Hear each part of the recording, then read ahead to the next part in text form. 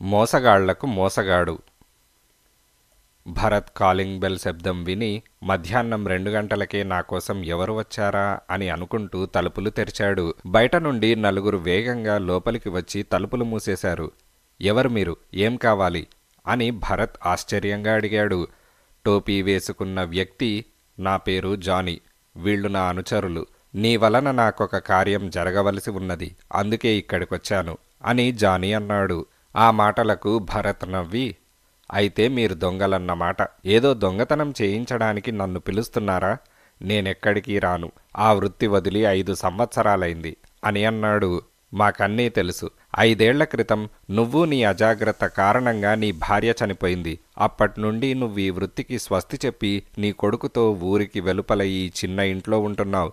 అయినా bank locker నీ ఒక్కడి వల్లనే తెరవడం వీలవుతుంది. అందుకే నిన్ను వెతుక్కొని వచ్చాను అని జానీ అన్నాడు. నువ్వు నన్ను వెతుక్కొని వచ్చినంత మాత్రాన నువ్వు చెప్పిన పని చెయ్యాలా? నాకిష్టం లేని పని నేనెప్పటికీ చెయ్యను. దయచేసి ఇక్కడి నుంచి వెళ్ళిపోండి అని భరత్ అన్నాడు.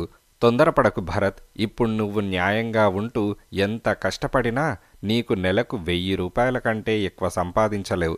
నేను చెప్పిన పని కాదనకుండా చేస్తే 1,00,000 రూపాయలు నీకిస్తాను. ఆలోచించు అని జానీ అన్నాడు. నాకు డబ్బు అవసరం లేదు. మర్యాదగా బయటికి వెళ్ళిపోండి అని భరత్ కోపంగా అన్నాడు. జానీ నవ్వుతూ జేబులో నుండి రివాల్వర్ బయటికి తీశాడు. భరత్ భయపడకుండా, ఏం చంపుతావా? చంపు, నేను నీ బెదిరింపులకు భయపడను అని అన్నాడు. భరత్, నేను నిన్నెందుకు చంపుతాను? నీతో నా కార్యం ఎలా చేయించుకోవాలో నాకు తెలుసు అంటూ జానీ రాబర్ట్ వంక చూశాడు. రాబర్ట్ పక్క గదిలోకి వెళ్ళి ఆడుకుంటున్న భరత్ 10 ఏళ్ల కొడుకు రాజాని తీసుకొచ్చాడు. భరత్ కోపంతో, పిరికి పందల్లారా, చిన్నవాణ్ణెందుకు పట్టుకున్నారు? మీకు ధైర్యం ఉంటే నాతో మాట్లాడండి, వాణ్ణి వదిలేయండి అని అరిచాడు. భరత్, అనవసరంగా అరవకు, మాకు టైం లేదు. నువ్వు మేం చెప్పిన పని చెయ్యకపోతే నీ కొడుకు ప్రాణం పోతుంది, తర్వాత చెప్పు అని జానీ అన్నాడు. దొంగతనం తప్ప ఏదైనా చేస్తాను, నా రాజాని మాత్రం వదిలేయండి అని భరత్ అన్నాడు. నువ్వు దొంగతనం ఎందుకు చేస్తావు? మేము చూపించిన లాకర్ తెరువు, మా వాళ్ళు మిగతా పని చేస్తారు, సరేనా అని జానీ అన్నాడు. భరత్ ఆలోచించాడు. ముందు సరేనని చెప్పి తర్వాత వారి నుండి రాజాని కాపాడాలి అని అనుకొని పైకి మాత్రం సరే త్వరగా చెప్పండి అని అన్నాడు. నువ్వు మద్రాసులో ఉన్న ఒక సేట్ ఇంటి లాకర్ తెరిచివ్వాలి. అంతవరకు నీ కొడుకు నా వద్దనే ఉంటాడు. నీ పనైందని మద్రాసు నుండి నాకు ఫోన్ రాగానే నేను నీ కొడుకుని ఇక్కడ వదిలి వెళ్ళిపోతాను. ఇక్కడి నుండి ఇప్పుడు 4 గంటలకు మద్రాస్ ఎక్స్ప్రెస్ ద్వారా నువ్వు వెళ్ళాలి. నీకు తోడుగా నా అనుచరుడు సలీం వస్తాడు. సరిగ్గా 6 గంటలకు ట్రైన్ మద్రాస్ చేరుకుంటుంది. అక్కడ జగన్ మిమ్మల్ని కలుస్తాడు. ఏదైనా తేడా వచ్చిందంటే జగన్ నాకు ఫోన్ చేస్తాడు. ఇక్కడ నీ బాబు ప్రాణం పోతుంది. అందువలన పిచ్చి వేషాలు వేయకుండా జాగ్రత్తగా వెళ్ళిరా అని జానీ అన్నాడు. అలాగే, అంతవరకు నా రాజాని మీరు జాగ్రత్తగా చూస్తామని మాటివ్వండి. వాడికి ఏదైనా చిన్న గాయం తగిలినా నేను ఊరుకునేది లేదు అని భరత్ అన్నాడు. మరుక్షణం వాళ్ళు రాజాకి మత్తింజెక్షన్ ఇచ్చి వారి కారులో పడుకోబెట్టారు. తర్వాత భరత్తో కలిసి అందరూ కారులో బయలుదేరారు. సికింద్రాబాద్ స్టేషన్ ముందు కారు నిలిచింది. భరత్, సలీం, రాబర్ట్ కిందకు దిగారు. జానీ కారులో ఉండి, రాబర్ట్, వీరిద్దరినీ రైల్లో ఎక్కించుకొని నువ్వు హోటల్కి వెళ్ళు, తర్వాత నేను నీకు ఫోన్ చేస్తాను అని అన్నాడు. రాబర్ట్ సరే అనడంతో జానీ కార్ని ముందుకు నడిపాడు. ముగ్గురు స్టేషన్లోకి వెళ్ళి మొదటి ప్లాట్ఫామ్ మీద ఆగి ఉన్న రైల్లో మొదట తరగతి కంపార్ట్మెంట్లో ఎక్కారు. ముందే వాళ్ళు సీట్లు రిజర్వ్ చేసినందువలన ఆ సీట్లలో ఇద్దరూ కూర్చున్నారు. అదేం విచిత్రమో గాని ఆ కంపార్ట్మెంట్ అంతా ఖాళీగానే ఉన్నది. మొత్తానికి 20 మంది కంటే ఎక్కువ ప్రయాణికులు లేరు. రాబర్ట్ వారి ముందు కూర్చొని, సలీం, నీ ఎదుటి సీట్లో ఎవరూ లేనట్టున్నది. ఈ భరత్ ఏదైనా పిచ్చివేషాలు వేయడానికి ప్రయత్నిస్తే ఆలోచించకుండా కాల్చేయి. ఇది సైలెన్స్ రివాల్వర్ అంటూ ఇచ్చాడు. నా వద్ద వీడి ఆటలు సాగవు. నువ్వెళ్ళు, నేను వీణ్ణి గమనించుకుంటాను అని సలీం అనడంతో రాబర్ట్ కిందకి దిగాడు. కొన్ని క్షణాలకు రైలు కదిలింది.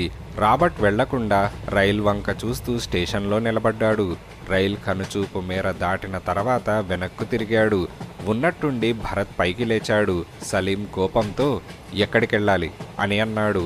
టాయిలెట్కి వెళ్ళాలి అని భరత్ అన్నాడు. పర్వాలేదు కూర్చో, తర్వాత వెళ్ళు అని సలీం అన్నాడు. అరే, నన్ను టాయిలెట్కు వెళ్ళకూడదనడానికి నువ్వెవరు అంటూ భరత్ కోపంగా పిడికిలి బిగించి సలీం మూతి మీద కొట్టాడు. ఆ అనుకోని దెబ్బకు సలీం పక్కకు పడ్డాడు. జేబులో నుండి రివాల్వర్ తీయడానికి ప్రయత్నించగా భరత్ వాడి మీద పడి చేతిని వెనక్కు తిప్పి ఇంకో చేత్తో వాడి జేబులో నుండి రివాల్వర్ బయటికి తీశాడు. దాంతో సలీం భయపడి, భరత్, నన్నేమీ చేయకు, దయచేసి నన్ను చంపద్దు, ప్లీజ్ నన్ను వదిలేయ్, నీకు దండం పెడతాను, నీ గురించి జానీకి చెప్పను అని అన్నాడు. నిన్ను ప్రాణాలతో వదిలితే నాకే అపాయం, నాకెవరిపైనా నమ్మకం లేదు అంటూ భరత్ రివాల్వర్ పేల్చాడు. అంతే, మరుక్షణం సలీం శవం నేలపై కూలింది. మరుక్షణం భరత్ తలుపు వద్దకు వచ్చాడు. ఉన్నట్టుండి రైలు వేగం తగ్గింది. భరత్ పైనుండి దూకాలనుకున్నవాడు ఆగిపోయాడు.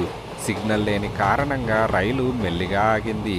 భరత్ గబగబా కిందకు దిగి టైం చూసుకున్నాడు. రైలు బయలుదేరి 10 నిమిషాలైంది. రాబర్ట్ ఇంకా స్టేషన్లో ఉండి ఉంటాడనుకొని ఆ పట్టాలపై వేగంగా పరిగెత్తాడు. రాబర్ట్ రైలు వెళ్ళిన వెంటనే ఎవరితోనో 10 నిమిషాలు టెలిఫోన్లో మాట్లాడి తర్వాత ఆటో స్టాండ్కు వెళ్ళాడు. అంతలో భరత్ అక్కడికి వచ్చేశాడు. సరిగ్గా అప్పుడే రాబర్ట్ ఒక ఆటోవాడితో మాట్లాడుతున్నాడు. రాబర్ట్ని పట్టుకుంటే జానీ ఎక్కడున్నాడన్న సంగతి తెలుస్తుందని భరత్ వేగంగా నడిచాడు. అంతలో భరత్కు మరో ఆలోచన వచ్చింది.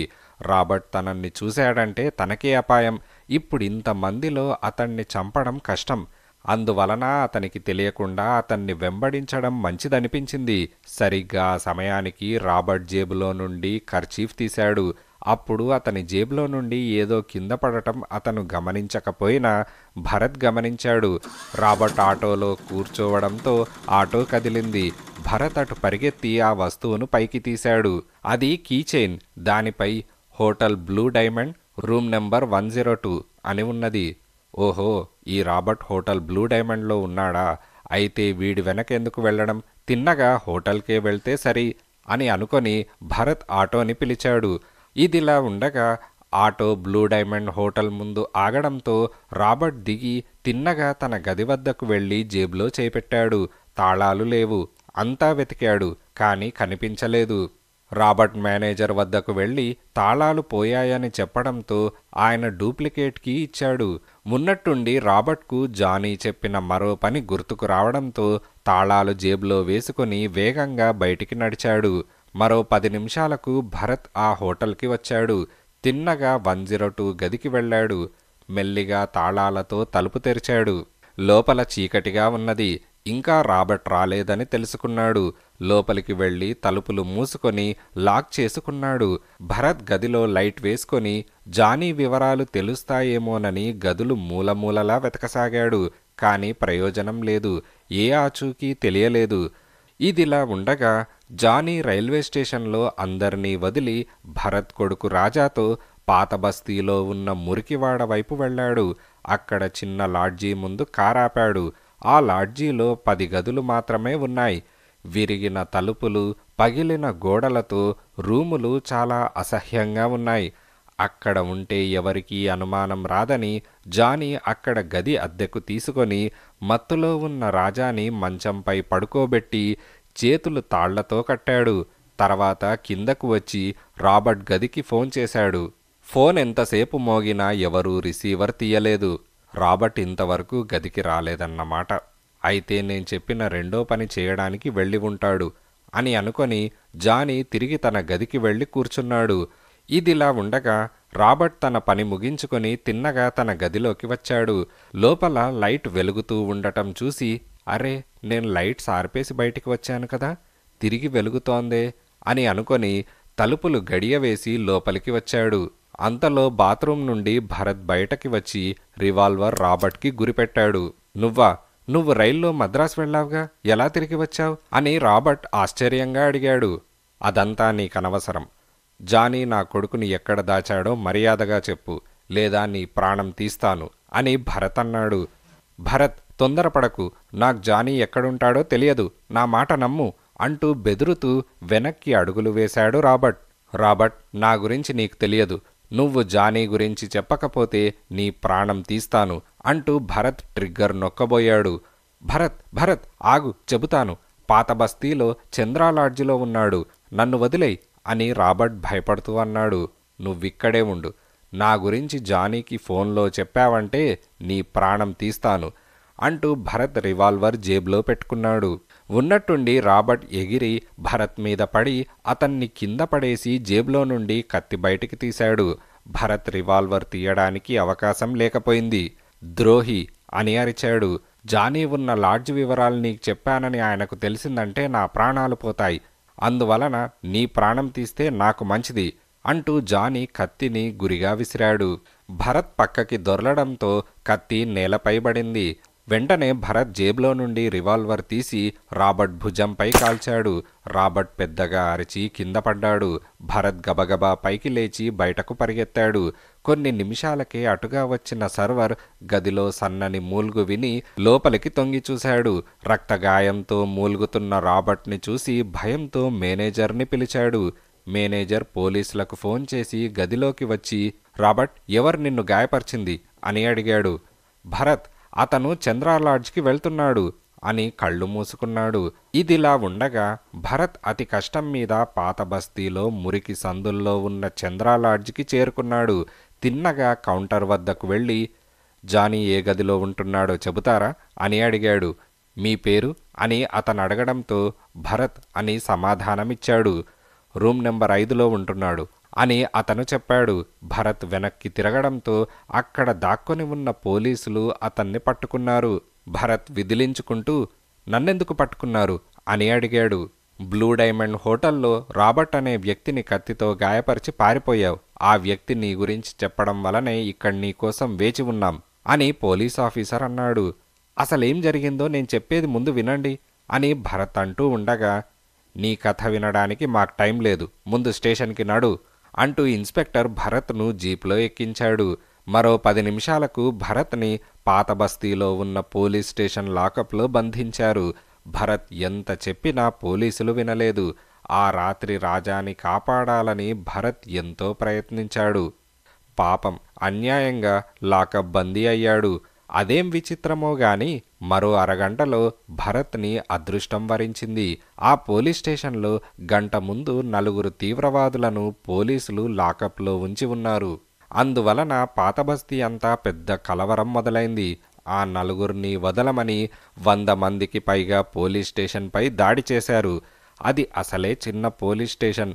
అందులో 10 మంది పోలీసులు కూడా లేరు. ఆయుధాలు చాలా తక్కువగానే ఉన్నాయి. తీవ్రవాదుల అనుచరులు ఒక్కసారిగా పోలీస్ స్టేషన్లో జొరబడేటప్పటికీ 10 మంది పోలీసులకు వారిని అదుపులో పెట్టడానికి వీలు కాలేదు. అంతలో కొంతమంది లాకప్లన్నీ తెరిచివేశారు. తీవ్రవాదులతో పాటు భరత్ దొరికిందే ఛాన్స్ అనుకొని బయటకు పారిపోయాడు. భరత్ తిన్నగా చంద్ర లాడ్జ్కి వెళ్ళి జానీ సంగతి అడిగాడు. అందుకు మేనేజర్, ఇంతకుముందు మా లాడ్జీ వద్దకు పోలీసులు రావడంతో జానీ భయపడి పిల్లవాడితో గది ఖాళీ చేసి వెళ్ళిపోయాడు అని అన్నాడు. అయ్యో, అతన్ని తప్పకుండా కలవాలి. ఎక్కడికి వెళ్ళాడో దయచేసి చెబుతారా అని భరత్ అన్నాడు. ఆ వివరాలు నాకు తెలియవు అంటూ అతను బయటకు చూసి, ఆ మూల ఉన్న ఆటోలో జానీ ఎక్కడం నేను గమనించాను, ఉండండి అంటూ మేనేజర్ చప్పట్లు కొట్టి ఆటోవాణ్ణి పిలిచి, బషీర్, గంట ముందు ఇక్కడి నుంచి జానీ సాబ్ని ఎక్కడికి తీసుకెళ్ళావు అని అడిగాడు. హోటల్ బ్లూ డైమండ్కి తీసుకువెళ్ళాను. ఎందుకు అని ఆటోవాడు విషయం అర్థం కాక అడిగాడు. మరేం లేదు, అతనితో మాకు ముఖ్యమైన కార్యమున్నది, నేను తర్వాత కలుస్తాను అంటూ భరత్ బయటకు నడిచాడు. ఇదిలా ఉండగా హోటల్ బ్లూ డైమండ్లో జానీ గదిలో పచార్లు చేస్తూ, 8 అవుతుంది, రాబర్ట్ వద్ద నుండి ఫోన్ రాలేదు, ఎక్కడికి వెళ్ళాడో తెలియలేదు, మురికివాడలో ఉన్న చంద్ర లాడ్జ్కి పోలీసులు ఎందుకొచ్చారో, నా కోసం ఎవరో వాకప్ చేశారంటున్నారు, భరత్ రైల్లో వెళ్తున్నాడా లేక తప్పించుకున్నాడా, ఏమీ అర్థం కావడం లేదు అని జానీ అనుకోసాగాడు. అంతలో మంచం మీద మత్తులో ఉన్న రాజా లేచి, ఏయ్, మా డాడీ ఎక్కడా, నువ్వెవరు అని ప్రశ్నించాడు. బాబు, అల్లరి చేయకుండా పడుకో, తెల్లవారగానే మీ డాడీ వచ్చి నిన్ను తీసుకెళ్తాడు అని అన్నాడు. అంతలో ఎవరో గది తలుపులు తట్టగానే జానీ వెళ్ళి తలుపు తెరిచాడు. బయట మేనేజర్ నిలబడి ఉండడంతో జానీ బయటకు వచ్చాడు. నేను ముఖ్యమైన పని మీద బయటకు వెళ్ళాను. అంతలో మీరిక్కడ గది తీసుకున్నారని చెప్పడంతో మీతో ముఖ్యమైన సంగతి చెప్పాలనుకొని వచ్చాను అని మేనేజర్ అన్నాడు. నాకు రాబర్ట్ గురించి ఏ సంగతి తెలియదు అని జానీ విసుగ్గా అన్నాడు. అదే చెబుతున్నాను. కొన్ని గంటల క్రితం ఒక వ్యక్తి ఇక్కడకు వచ్చి రాబర్ట్ని గాయపరిచి పారిపోయాడు. అతని పేరు భరత్ అని రాబర్ట్ చెప్పాడట. ప్రస్తుతం అతను గాంధీ హాస్పిటల్లో ఉన్నాడు. ఆ సంగతి చెప్పాలనే నేను వచ్చాను అని మేనేజర్ అన్నాడు. డ్యామ్, భరత్ రైల్లో వెళ్ళలేదన్నమాట. ఎలాగో తప్పించుకొని వచ్చి రాబర్ట్ ద్వారా నా వద్దకు రావాలనుకున్నాడన్నమాట. అయినా నేను చంద్రా లాడ్జ్ నుండి ఇక్కడికి వచ్చిన సంగతి ఎవరికీ తెలియదు అని మనసులో అనుకొని, మేనేజర్, ఎందుకైనా మంచిది, జాగ్రత్తగా ఉండండి, నా కోసం ఎవరు వచ్చినా ఇక్కడికి పంపకండి అని గదిలోకి వెళ్ళిపోయాడు. మరో గంట తర్వాత భరత్ ఆ హోటల్కి వచ్చాడు. అప్పటికే మేనేజర్ బయటకు వెళ్ళిపోయాడు. భరత్ తిన్నగా వెళ్ళి, గంట క్రితం జానీ అనే వ్యక్తి ఇక్కడ గది తీసుకున్నాడు, ఆయన్ని నేను కలవాలి అని అన్నాడు. సారీ సార్, ఆ పేరు గలవారు ఎవరూ రూమ్ అద్దెకు తీసుకోలేదు అని అన్నాడు. గంట క్రితం నాకు ఫోన్ చేసి ఇక్కడ గది తీసుకున్నానని వెంటనే రమ్మని చెప్పాడు, అందుకే వచ్చాను, మరోసారి సరిగ్గా చూడండి అని భరత్ అన్నాడు. అతను తిరిగి చూసి, గంట క్రితం ఇద్దరు గది తీసుకున్నారు. ఒకరు సాంబశివరావు భార్యతో వచ్చారు, మరొకరు బాలాజీ పిల్లవాడితో వచ్చాడు, అంతేగాని మరెవరూ రాలేదు అని అన్నాడు. పిల్లవాడితో అనడంతో భరత్కి గుర్తుకు వచ్చి, అరెరే, ఆ బాలాజీ కోసమే వచ్చాను, అతని గది నెంబర్ చెప్పండి, త్వరగా కలవాలి అని అన్నాడు. బాలాజీ రూమ్ నెంబర్ 207లో ఉన్నారు, కానీ ఇప్పుడే ఆయన బయటికి వెళ్లారు. అక్కడ చూడండి, కీబోర్డ్లో 207 గది తాళాలు ఉన్నాయి, మీరో గంట తర్వాత రండి అని అనడంతో భరత్ బయటికి వచ్చాడు. జానీ భోంచేయడానికి బయటికి వెళ్ళి ఉంటాడు. రాజాని గదిలో ఉంచి ఉంటాడు. ఎలాగైనా ఆ గది తలుపులు తెరిచి చూడాలి, కానీ ఎలా? భరత్ ఆలోచించసాగాడు. ఇంతలో ఎవరో, భరత్, ఇక్కడేం చేస్తున్నావు అన్న మాటలకు భరత్ తిరిగి చూశాడు. పక్కన ప్రసాద్ ఉన్నాడు. ప్రసాద్ ఒకప్పుడు భరత్తో చిల్లర దొంగతనాలు చేసేవాడు. భరత్ వాటికి స్వస్తి చెప్పడంతో అతను హోటల్ బాయ్గా పనిచేస్తున్నాడు. భరత్ విచారంతో జరిగింది వివరంగా ప్రసాద్తో చెప్పాడు. అంతా విని ప్రసాద్, భరత్, నువ్వు కంగారు పడకు, నేను ఈ హోటల్లోనే పనిచేస్తున్నాను, నువ్వు ముందు 207 గది వద్దకు వెళ్ళు, నేనా గది తాళాలతో అక్కడికి వస్తాను అని అన్నాడు. భరత్ గబగబా వెళ్ళాడు. ప్రసాద్ తిన్నగా కౌంటర్ వద్దకు వెళ్ళి, సార్, రూమ్ నెంబర్ 207 వాళ్ళు బాత్రూమ్ కొళాయి మొయ్యకుండా పోయినట్లున్నారు, దానివలన నీళ్లు పక్క గదిలోకి పోతున్నాయని చెబుతున్నారు, 207 తాళాలివ్వండి, నేను వెళ్ళి కొళాయిని మూసి వస్తాను అని అన్నాడు.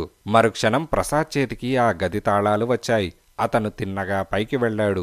ఆ చుట్టుపక్కల ఎవరూ లేరు. ప్రసాద్ గది తలుపులు తెరవడంతో భరత్ లోపలికి నడిచాడు. ఎదురుగా మంచం మీద రాజా పడుకొని ఉన్నాడు. అతనికి తిరిగి మత్తింజెక్షన్ ఇచ్చినందువలన మైకంలో ఉన్నాడు. భరత్ రాజాని పట్టుకొని, రాజా, రాజా అని పిలిచాడు. కానీ రాజా కదల్లేదు. అంతలో ప్రసాద్, భరత్, ముందు రాజాని తీసుకొని మీ ఇంటికి వెళ్ళు, ఎవరైనా వస్తే ప్రమాదం అని అనడంతో భరత్ రాజాను తీసుకొని బయటికి వెళ్ళాడు. ప్రసాద్ గది తలుపులు మూసి తాళాలు కింద కౌంటర్లో ఇచ్చేశాడు. భరత్కి రాజా దొరికాడన్న సంతోషంతో పాటు జానీపై కోపం కూడా పెరిగింది. ముందు రాజాని ఇంట్లో వదిలి జానీని ఓ పట్టు పట్టాలనుకున్నాడు. ఇదిలా ఉండగా జానీ భోజనం చేసి హోటల్కి వచ్చి తన గది తలుపులు తెరిచాడు. ఎదురుగా ఉన్న మంచం మీద రాజా లేడు. ఆశ్చర్యంతో బాత్రూంలోకి చూశాడు. అక్కడా కనిపించలేదు. అన్ని కిటికీలు మూసి ఉన్నాయి. లోపలున్న పిల్లవాడు ఎలా తప్పించుకున్నాడా అని ఆలోచిస్తూ కిందకి వచ్చాడు. మేనేజర్ ఎదురై, జానీ, ఏం కావాలి అని అడిగాడు. నన్ను వెతుక్కొని నేను లేనప్పుడు ఎవరైనా ఇక్కడికి వచ్చారా అని జానీ అడిగాడు. ఎవరూ రాలేదు. ఇంతకు ఏం జరిగింది అని మేనేజర్ అడిగాడు. తర్వాత చెబుతాను అంటూ తిరిగి తన గదికి వచ్చి మంచంపై కూర్చొని ఆలోచించసాగాడు. రాజాని భరత్ తీసుకొని వెళ్ళి ఉంటాడు. ఇక భరత్ నన్ను ప్రాణాలతో వదలడు. అందువలన ఈ నగరం వదిలి పారిపోవాలి. ఇంకో గంటలో భరత్ నా వద్దకు వస్తాడు అని అనుకొని జానీ గబగబా గదిని ఖాళీ చేసి ఆటో ఎక్కి రైల్వే స్టేషన్కు పోనివ్వమన్నాడు. ఇదిలా ఉండగా భరత్ ఇంటికి వెళ్ళి రాజాను మంచంపై పడుకోబెట్టాడు. తలుపు పక్కన ఉత్తరం పడి ఉంటే చింపి చదివాడు. భరత్ స్నేహితుడు కృష్ణ విజయవాడ నుండి వస్తున్నాడు. భరత్ను స్టేషన్కి రమ్మని ఉత్తరం రాసి ఉన్నాడు. భరత్ టైం చూసుకొని, ఇంకో గంటలో రైలు రాబోతోంది, అందువలన ముందు స్టేషన్కు వెళ్ళి కృష్ణను తీసుకొచ్చి ఇంట్లో వదిలి తర్వాత జానీ సంగతి గమనించాలి అని మనసులో అనుకొని ముఖం కడుక్కొని దుస్తులు మార్చుకొని తలుపులకు తాళం వేసి వడివడిగా బయటకు నడిచాడు. భరత్ స్టేషన్ చేరడంతో ప్లాట్ఫామ్ టికెట్ తీసుకొని మొదటి ప్లాట్ఫామ్ మీదకు వెళ్ళాడు. అప్పటికే అక్కడ ఒక రైలు ఆగి ఉన్నది. అది వెళ్ళిన తర్వాత కృష్ణ వచ్చే రైలు వస్తుందనుకొని కాఫీ తాగడానికి క్యాంటీన్ వైపు దారి తీశాడు. ఇదిలా ఉండగా జానీ అదే టైంకు స్టేషన్కి వచ్చి అరగంటలో బయలుదేరే రైలేది అని తెలుసుకొని టికెట్ తీసుకొని మొదటి ప్లాట్ఫామ్ మీద ఆగి ఉన్న రైల్లోకి ఎక్కి కిటికీ పక్కన కూర్చున్నాడు. హమ్మయ్య, ఇక భరత్ నుండి నేను తప్పించుకున్నట్లే, నా సంగతి ఎవరికీ తెలియదు అని మనసులో అనుకొని జానీ ఆనందపడసాగాడు. అదే టైంకి కాఫీ తాగి వచ్చిన భరత్ మొదటి ప్లాట్ఫామ్ మీదకి వస్తూ ఎదురుగా రైల్లో కిటికీ వద్ద కూర్చొని ఉన్న జానీని గమనించాడు. అంతే, భరత్ రక్తం వేడెక్కింది, కళ్ళు ఎర్రబడ్డాయి, పిడికిలి బిగించాడు. జానీ అని గట్టిగా అరిచాడు. ఏదో ఆలోచిస్తున్న జానీ భరత్ గొంతు వినడంతో, ఛీ, ఎవరో అరుస్తుంటే నాకు భరత్ గొంతులా అనిపిస్తుందేంటి అని అనుకుంటూ అటువైపు చూశాడు. భరత్ తన వైపు పరిగెత్తుకుంటూ రావడం చూసి, అయ్యో, నిజంగానే భరత్ ఇక్కడికి వచ్చేశాడే, నేనిక్కడున్న సంగతి వీడికెలా తెలిసింది అని అనుకుంటూ గబగబా రైలు దిగి పరిగెత్తాడు. భరత్ అతన్ని వెంబడించాడు. వీడిక నా నుండి తప్పించుకోలేడు, వీణ్ణెలాగైనా బంధించి పోలీసులకు అప్పగించాలి అని భరత్ అనుకున్నాడు. జానీ ప్రాణభయంతో ప్లాట్ఫామ్ దిగి పట్టాలపై వేగంగా పరిగెత్తసాగాడు. రాళ్లు గుచ్చుకుంటున్నా స్పీడ్గా పరిగెత్తుకుంటూ వెళ్లసాగాడు. చీకటిగా ఉండడంతో సులభంగా తప్పించుకోవచ్చునని అతని ఆలోచన. కానీ భరత్ అతన్ని ప్రాణంతో వదలకూడదనుకుని రెట్టింపు వేగంతో పరిగెత్తసాగాడు. సరిగ్గా ఆ సమయంలో ఎదురుగా ఒక రైలు వేగంగా వస్తోంది. ఆ సంగతి గమనించిన భరత్ అలాగే ఆగిపోయి పక్క పట్టాల మీదకి దూకాడు. కానీ ప్రాణభయంతో ఉన్న జానీ ఇంకా వేగంగా పరిగెత్తుతూ ఉన్నట్టుండి ఎదురుగా వస్తున్న రైలును గమనించడంతో అతనికి ఏం చెయ్యాలో తోచక ఆగిపోయాడు. అంతే, రైలు అతన్ని గుద్దుకొని ముందుకు దూసుకొని వెళ్ళిపోయింది. అంతా గమనిస్తున్న భరత్, ఈ దుష్టుడికి ఆ భగవంతుడే సరైన శిక్ష విధించాడు. ఈ మోసగాళ్లతో న్యాయంగా ఉంటే మంచిది కాదు. మోసగాళ్లకు మోసగాడుగా ఉంటేనే ఈ లోకంలో బాగా జీవించడానికి వీలుంటుంది అని అనుకొని భరత్ వెనక్కు తిరిగి స్టేషన్ వైపుకు వెళ్ళిపోయాడు.